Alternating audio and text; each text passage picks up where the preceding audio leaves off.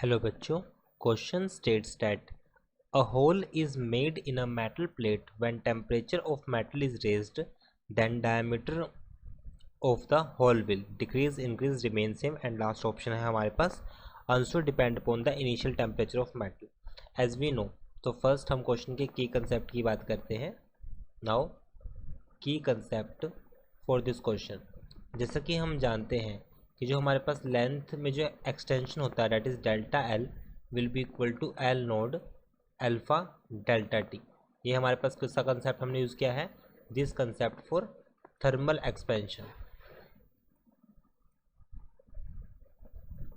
Now it is clear, question में clear है कि सपोज मेरे पास एक कोई सिंपल हमारे पास एक शीट है, मेटल प्लेट है जिसमें हमने एक होल को किया है।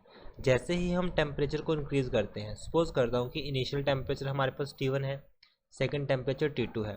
तो जैसे हम T2 की वैल्यू को हमने क्या किया, इंक्रीज़ किया।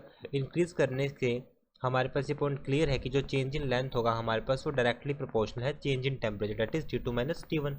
अगर T2 की वैल्यू इंक्रीज़ करती है, so if T2 increase it means this whole quantity will increase. तो इससे हमारे पास डेल्टा एल की वैल्यू भी एक्सटेंड कर जाएगी।